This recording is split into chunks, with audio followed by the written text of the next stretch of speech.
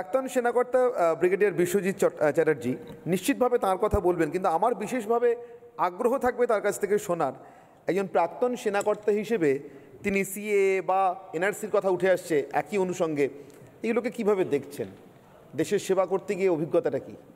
ওকে, জয় হিন্দ।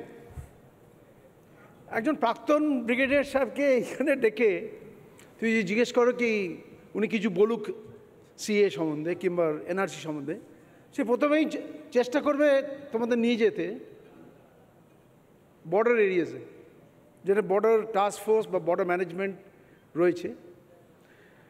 সেখানকে আমরা যখন এনআরসি লাগু করতে যাচ্ছি তখন কিছুটা অনুভব আমার হয়েছে, সেটা আপনাদের সাথে শেয়ার করব। কিন্তু তার আগে দুটো কথা আমি বলতে চাই। বিশ্বকবি রবীন্দ্রনাথ বলে গেছিলেন, 7 কোটি মানুষের এ মুগ্ধ জননী রেখেছ বাঙালি করে কিন্তু মানুষ করনি। সেই 7 কোটি এখন অনেক কোটি হয়ে গেছে। রবীন্দ্রনাথ ঠিক কী বলতে চেয়েছিলেন সেটাও আমরা আজকে অনেকভাবে বলতে চেষ্টা করতে পারি, কিন্তু আমার মতে যতক্ষণ উনি বাঙালি বলেছিলেন, শুধু কেবল পশ্চিমবঙ্গ নয়, যারা বাঙালি তাদের সবার সম্বন্ধে বলেছিলেন। বাঙালি শুধু ওয়েস্ট বেঙ্গলে তো নেই, বাঙালি তো বাংলাদেশেও আছে, বাঙালি আছে ত্রিপুরাতে, বাঙালি আছে বিদেশে, বিশ্ব বাংলা আমরা সেটাই বলে থাকি। আর তার সাথে আরেকজন নাম নেব, কবিগুরু নজরুল ইসলাম, যাকে আমরা হাবিলদার কবি বলি। উনি বলে গেছিলেন দুটো শব্দ, যে আমরা একই বৃন্তের দুটি ফুল, হিন্দু মুসলমান। যখন সিএ লাগু করতে চেষ্টা করেছিলাম আমরা, যখন পার্লামেন্টে পাস হয়ে গেছে এবং তারপরে যে পরিস্থিতি, তাতে বাইরে থেকে কিন্তু অনেক আপত্তি এসেছিল। কিন্তু কথা হচ্ছে, আমরা ঠিক তাই করতে যাব যেটা আমরা চাই, নাকি আমরা মার্কিন যুক্তরাষ্ট্রের কাছে যাব, ইয়া ইউনাইটেড নেশনসের কাছে যাব, কিংবা পাকিস্তানের ওপিনিয়ন নেব, কিংবা বাংলাদেশের ওপিনিয়ন নেব। CAA has been passed by Parliament, both by the upper house and the lower house, and has been signed by the President of India. It is implemented. তার মধ্যে যদি কিছু কিছু স্টেট বলতে চায় যে আমরা CAA মানব না, কা কা ছি ছি করো, তাই নিয়ে থাকি আমরা। So is that possible? 16 বছর আমি নর্থ ইস্টে কাটিয়েছি, ত্রিপুরাতে, সাদার্ন আসাম, শিলচরে, মেঘালয় এবং বর্ডার ডিস্ট্রিক্টসে। সেখানে যখন এনআরসি লাগু করতে যাচ্ছি আমরা, কিংবা যেখানে যে ডিস্ট্রিক্ট অ্যাডমিনিস্ট্রেটর যখন লাগু করতে যাচ্ছে এনআরসিতে, তার প্রচুর বিরোধিতা চলছে। কেন? কারণ সেখানে ডেমোগ্রাফিক ক্যারেক্টার ডিস্ট্রিক্ট, বর্ডার ডিস্ট্রিক্টগুলোতে পুরো পাল্টে গেছে। আর সেখানেই প্রশ্নটা আছে, who is a refugee and who is an illegal migrant. সিএতে মানে প্রমাণ করতে নাগরিকত্বের কোনো ধর্মের প্রয়োজন লাগে না, এক্স্যাক্টলি এটা আপনি বললেন। না না, নাগরিকত্ব আপনি এটা বললেন যে সিটিজেনশিপ, হিন্দু কি মুসলিম কি দরকার, এটা কিন্তু আপনি বলেছেন, এটা অ্যাডমিট করলেন আপনি। ঠিক আছে, fine, okay. G, let me clarify that point. CAA has to be implemented, but it can be implemented with amendments. এটাই যদি আপনার বক্তব্য থাকে তাহলে ঠিক আছে, but then there is no further discussion, তাহলে ডিবেট করুন। কিন্তু আমি যদি বলি ইয়েস, CAA যেই দ্য প্রেজেন্ট কন্ডিশন যেমনিভাবে পার্লামেন্টে পাস হয়েছে সেটাই লাগু করা হোক, you might not agree, I'll say yes, you can agree.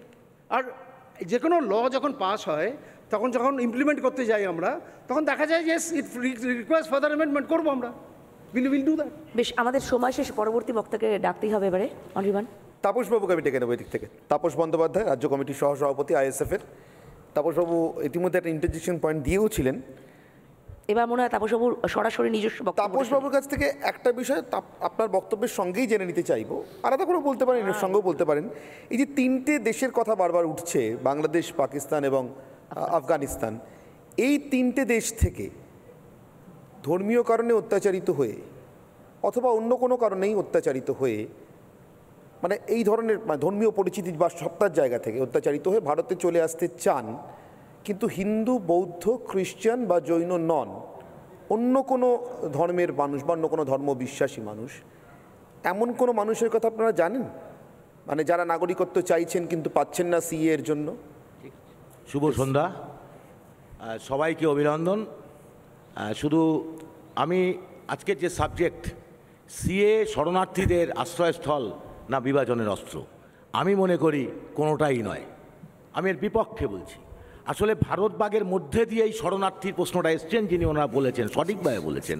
এটা তো ঘটনা। কখন উদ্বাস্তু হয় মানুষ আগে ভাবতে হবে। দুটো প্রেক্ষাপট থাকে, মূলত থাকে আগে তো রাষ্ট্র ব্যবস্থা ছিল না। রাষ্ট্র ব্যবস্থা তৈরি হলো কিসের জন্য? রাজা আগে ছিল রাজা প্রজা, পরে হতো মানুষ ভোট দিয়ে কাকে নির্বাচিত করবে তিনি নিয়ন্ত্রণ করবে সরকারকে। এবং ভারতবর্ষের ভারত ভাগ কিন্তু শুধুমাত্র হিন্দু মুসলিমকে কেন্দ্র করে নয়, এটা বুঝতে হবে যে একটা শ্রেণীর পুঁজিপতি শ্রেণী, তারা কিন্তু পুঁজিপতি হিন্দু মুসলমান হয় না, তারা সবাই কায়েমি স্বার্থে ভারত ভাগ চেয়েছিলেন। ঠিক আজকেও যখন গ্লোবাল অর্থনীতির যে মন্দা বাজার তৈরি হয়েছে, তখন একচেটিয়া পুঁজিপতি মুৎসুদ্দি পুঁজি এবং ফ্লোটিং পুঁজি, সেই পুঁজিরকে রক্ষা করবার জন্য ভারতবর্ষের শাসক শ্রেণী যে দাসত্ব করছে তার একের নিদর্শন আছে। অর্থাৎ সিএ লাগু হলে কি হবে? ঠিক কথাই বলেছেন, সিএ লাগু হলে কিছু বেনাগরিকত্ব হবে। এই বেনাগরিকরা কি বাংলাদেশে ফিরে যাবে, আফগানিস্তানে ফিরে যাবে, পাকিস্তানে ফিরে যাবে? না, তাদের জন্য ডিটেনশন ক্যাম্প তৈরি হয়েছে আসামে, যেটা দেখছেন। আর এই ডিটেনশন ক্যাম্পে তাদের রাখা হবে। তার পরবর্তী সময় এদেরকে আমি তো আমার ট্যাক্সের টাকায় তাদের সরকার নিশ্চয়ই খাওয়াবে না। অর্থাৎ তাদের বেকার শ্রম, সস্তা শ্রমিক হিসাবে তখন সাপ্লাই করা হবে একচেটিয়া পুঁজিপতি, এদের উপরে সাম্রাজ্যবাদী পুঁজির যে ব্যবসা বাণিজ্যকে বাড়ানোর জন্য তাদেরকে নিয়োগ করা হবে। এটা হচ্ছে এই সরকারের মূল উদ্দেশ্য। আসলে আমি বলতে চাচ্ছি এই শরণার্থীদের আশ্রয়স্থল এটা একদম ভুয়ো, একেবারেই ভুয়ো। তার মধ্যে দিয়ে তারা রাজনৈতিক একটা ফায়দা তোলার জন্য সবাই উঠে পড়ে লেগেছে, এবং এই রাজনৈতিক ফায়দার মধ্যে দিয়ে একটা নতুন করে ক্যাপিটালিজমের তাদের পোষণ করবার চেষ্টা হচ্ছে। আমার 3 মিনিট হয়নি, 3 মিনিট বলে নি, 3 মিনিট জাস্ট শেষ হয়েছে। আপনি কি একটা লাইন আরো বলতে চান, একটা সেন্টেন্স বলতে চান? বলুন, কমপ্লিট করুন। ব্যাপারটা হচ্ছে আসলে আমাদের দেশের শরণার্থীদের যে জিনিস দেখানো হচ্ছে সেই জিনিসটা কিন্তু একটা সোনার পাথর বাটি, বাস্তবিক তার রূপদান করা অসম্ভব 130 কোটির দেশে। এটা বলেই আমি মনে করি। কাউকে প্রমাণ করতে হবে না যে রিলিজিয়াস পারসিকিউশন হয়েছে। রিলিজিয়াস পারসিকিউশন যে হয়েছে এটাকে মেনে নিয়েই সিএ করা হয়েছে। এখানেই আপনারা ভুল। আপনি ভুল করছেন, আইনটা দেখুন। আর সিএ আপনি মনে হয় ভুল করছেন, কারণ আইনটা দেখুন ভালো করে, সিএটা দেখুন। কারণ করতে হবে তাকে ছিনিয়ে নেওয়ার জন্য করা হয়নি। এখানেই আপনারা পলিটিক্স করছেন, এখানেই আপনারা বলবে না, এখানে আপনারা বিচ্ছিন্নতাবাদী রাজনীতি করছেন। কারোর সিটিজেনশিপ নেওয়ার জন্য বিচ্ছিন্নতাবাদী কাকে বলে একটু বলবেন, কাইন্ডলি প্রমাণ করতে হবে না। বিচ্ছিন্নতাবাদী মানে কি স্পেসিফিক্যালি বলা হচ্ছে, ব্যবহার করলেন তো আমি আপনাকে প্রশ্ন করছি, বিচ্ছিন্নতাবাদী কাকে বলে?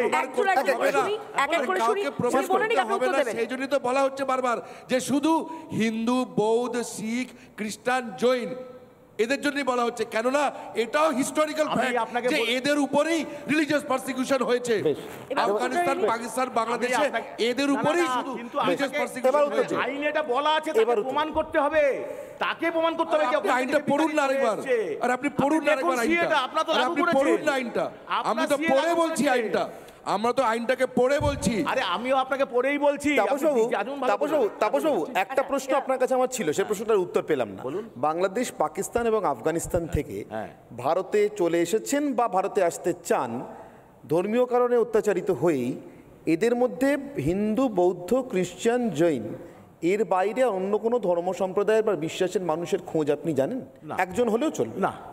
নেই না, তারা এখানে কাজের সুবাদে আসে, কাজের সুবাদে যায়। আরেকটা কথা তাপসবাবু, আরেকটা কথা বলছি না, আপনি একটা থিওরি দিয়ে শুরু করেছিলেন, এই ইকোনমি পলিটিক্সকে গাইড করে ইত্যাদি ইত্যাদি। যতদূর মনে হলো মার্কসিয়ান থিওরি, আমার যা শুনে মনে হলো, তাই কি? যদি তাই হয় তাহলে ভারতীয় সমাজ ব্যবস্থায় মার্কস যেভাবে সমাজ ব্যবস্থাকে ভাগ করেছিলেন, অনুরাধাদি আছেন দীর্ঘদিন ধরে এই রাজনীতিটাই করেন, আমি ভুল হলে শুধরে দেবেন অনুরাধাদি, ভারতে কিন্তু ভারতের ইতিহাসে আজ পর্যন্ত মার্কস কথিত দাস ব্যবস্থার কোনো অস্তিত্ব খুঁজে পাওয়া যায়নি। এবার আপনাকে বলি, তথাকথিত মার্ক্সবাদী ঐতিহাসিকরাও পাননি। লক্ষ্যই হচ্ছে দাস ব্যবস্থা পুনরুদ্ধার। ওটা আগে খুঁজে পাননি বলে এখন ভবিষ্যতে ঘাড়ে চাপিয়ে দিচ্ছেন। শুধুমাত্র ধর্মীয় নয়, 5টা বিষয় আছে, 5টা বিষয়ের জন্যই উদ্বাস্তু হয়। একটা ধর্মের জন্য, দ্বিতীয়ত ভাষার জন্যে, তৃতীয়ত তার জাতি মানে ন্যাশনালিটির জন্যে, চতুর্থত সে যদি কোনো একটা বিশেষ সোশ্যাল গ্রুপে বিলং করে তার জন্যে, আর পঞ্চম যেটা সেটা রাজনৈতিক মতামত। আপনি বলুন না রাজনৈতিক কারণে নয়। UNHCR United Nation High Commission for Refugees তার 1951-এ জেনেভা কনভেনশন আর 1967-এ উরুগুয়ে প্রোটোকলে এর ডেফিনেশন, কমপ্লিট ডেফিনেশন আছে, কে উদ্বাস্তু আর কে ব্রিগেডিয়ার সাহেব যে বলছে না ইললিগাল ইমিগ্রেন্ট, এই দুটোর পরিষ্কার ডেফিনেশন আছে। তার মধ্যে বলা আছে, আপনি যে বললেন রাজনৈতিক কারণে হয় না, রাজনৈতিক কারণেও হয়। এই 5টা কারণের জন্য তারা যদি ভীত সন্ত্রস্ত হয়ে তার নিজের দেশে যেতে না চান, এরকমই বলা আছে, ভীত সন্ত্রস্ত হয়ে না চান তাহলেই দ্বিতীয় দেশে তিনি প্রথম দেশের উদ্বাস্তু। এবার বলুন, এবার আপনি বলুন, 1 মিনিট হয়ে গেছে না ইন্টারজেকশন, এবার আপনি বলুন। সিএ এর উপর আলোচনা করেছি। এই সিএ হচ্ছে আমার ইন্ডিয়াতে চালু হয়েছে, সারা বিশ্বে না। এই সিএতে যে বিষয়, এখানে রাজনৈতিক কারণ নেই, আমি কিন্তু সিএ নিয়ে বলেছি। মোশনটা ছিল, আমি মোশনের উপর কথা বলেছি। সিএ কি উদ্বাস্তুদের আশ্রয়স্থল? প্রেক্ষাপট ভারতীয়, সেইখানে কিন্তু কোথাও রাজনৈতিক অর্থনৈতিক কারণে নেই। আমার প্রেক্ষাপটটা ছিল, আমি সাবজেক্টের বাইরে যাইনি, ভালো করে বুঝবেন। সিএ হচ্ছে আমার দেশের। না, আপনি রাষ্ট্রসংঘের কথা বলেন না, রাষ্ট্রসংঘের সনদের কথা বলেন না, রাষ্ট্রসংঘের কথা বলছেন। পরিষ্কার বলা যায় হিন্দু মুসলিম খ্রিস্টান ধর্মীয় কথা বলা হয়, ধর্মীয় ভাবে যারা। না, আপনি রাষ্ট্রসংঘের সনদ, আমি ওই প্রশ্নে তাপস বাবু, আপনি রাষ্ট্রসংঘের সনদের কথা বলতে গিয়ে বলেছিলেন বলুন, কত ওখানে অন্য কারণে হয়তো স্লিপ আপ টাঙও হতে পারে। কৃষ্ণবাবু, এবার আপনার 3 মিনিট। বাংলায় দাঁড়িয়ে, কলকাতায় দাঁড়িয়ে কেউ যদি সিএ এর বিরোধিতা করেন, বা উনি যেটা বললেন কেউ যদি ওরকম একটা অবান্তর কথা লেখেন, তাহলে মনে খুব কষ্ট হয়। সারা ভারতবর্ষের মধ্যে সিএএ লাগু হলে যদি কোনো একটি জনগোষ্ঠীর লাভবান হয়, সেটা হবেন বাংলাদেশ থেকে এখানে আসা, পূর্ব বাংলা থেকে এখানে আসা হিন্দু উদ্বাস্তুরা। কারণ পাঞ্জাবের কারোর কোনো বিষয় নেই, অন্য কোনো রাজ্যের কারোর কোনো বিশেষ বিষয় নেই, গুজরাট বা এরকম যে 2-1টার কথা বললেন এইরকম সামান্য কিছু। কিন্তু কোটি মানুষ যাদের এখানে এবং বাংলাদেশে প্রতিনিয়ত অত্যাচারিত হচ্ছেন, এটা কথা বললে মনে হয় আপনাদের হৃদয় নেই। আমরা এখানে যারা বসে আছি, আমরা সকলে তো 2001 সাল দেখেছি, যখন 4 দলের সরকার এলো, তখন পূর্ব বাংলাতে আমাদের চোখের সামনে, আমরা তখন সকলে বড় হয়ে গেছি। এই 71 সালে যখন 1 কোটি উদ্বাস্তু এসেছিলেন, তখন ব্লাড রিপোর্ট তৈরি হয়েছিল, ব্লাড টেলিগ্রাম। ব্লাড টেলিগ্রাম মানে রক্তের নয়, আর্চার ব্লাড। উনি ওখানের যে আমেরিকান কনসুল ছিলেন, তিনি রিপোর্ট পাঠিয়েছিলেন কিভাবে শুধুমাত্র ধর্মীয় কারণের জন্য পশ্চিম পাকিস্তানের এরা অত্যাচার করছেন, তার রিপোর্ট।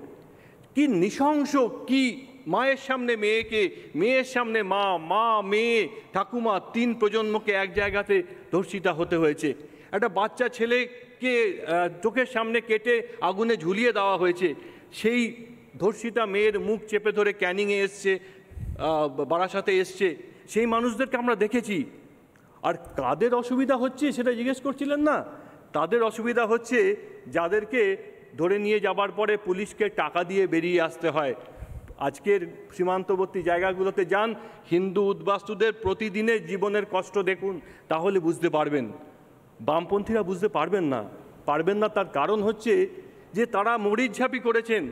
মরিচঝাঁপিতে যে মানুষগুলো গেছিলেন, তারা শুধুমাত্র বাঁচার জন্য গেছিলেন। সেখানে সুভাষচন্দ্রের নামে স্কুল হয়েছিল, যে স্কুলে সেখানে এরকম বাচ্চা একটি লিখেছে যে আমি জীবনে প্রথম মরিচঝাঁপিতে একটা স্কুলে পড়ার সুযোগ পেলাম।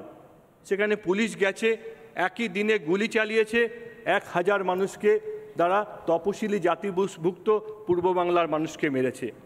যেখানে যেখানে ভারতবর্ষের বাংলাদেশ থেকে, পূর্ব বাংলা থেকে আসা উদ্বাস্তুরা গেছেন, তারা কষ্ট পেয়েছেন।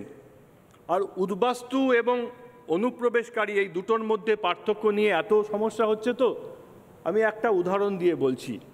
খাগড়াগড়ের কাগড়াগড়ের বিস্ফোরণে যে মূল আরোপী ছিল, সেই ছেলেটি তার 2002 সালে এখানে এসে ভোটার কার্ড করেছিল।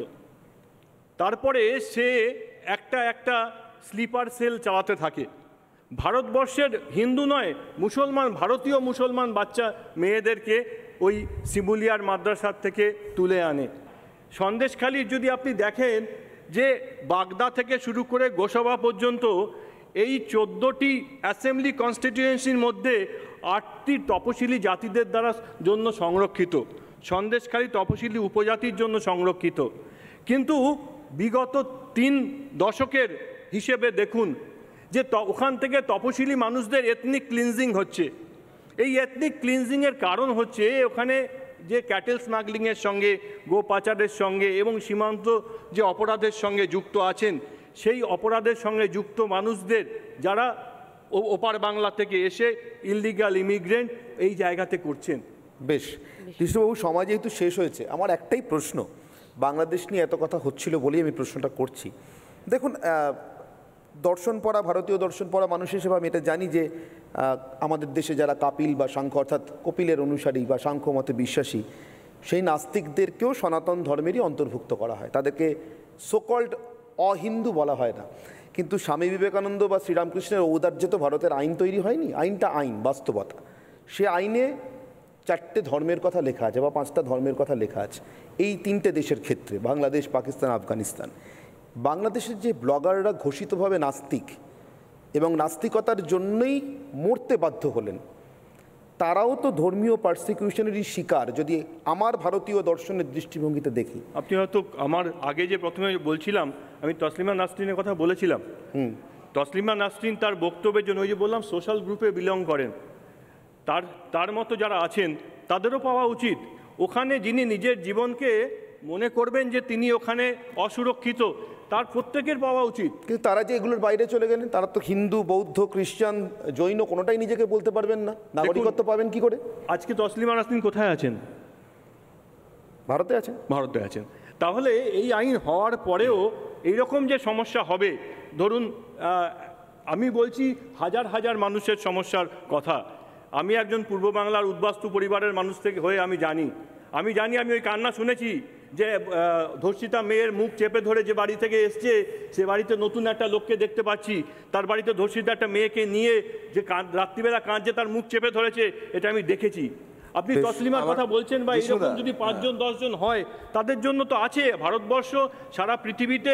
স্বামীজি তার প্রথম বক্তৃতায় বলেছেন যে যখন জরথুস্ট্রীয়দের মন্দির ভেঙে দেওয়া হয়েছে, সেখানে ভারতবর্ষ আশ্রয় দিয়েছে। মুসলমান ধর্মেও আরব আক্রমণকারীরা আসার আগে প্রথম চিরামনের যে মসজিদ হয়েছে, চিরামন মসজিদ ভারতবর্ষে হয়েছে। ভারতবর্ষ সারা পৃথিবীর সব জায়গা থেকে পালিয়ে মানে বিতাড়িত মানুষদের জায়গা দেওয়ার জন্য আছে এবং চিরদিন থাকবে। জিষ্ণুদা, বিলকিস বানোর কান্নাটা শুনতে পেয়েছিলেন? পেয়েছিলেন।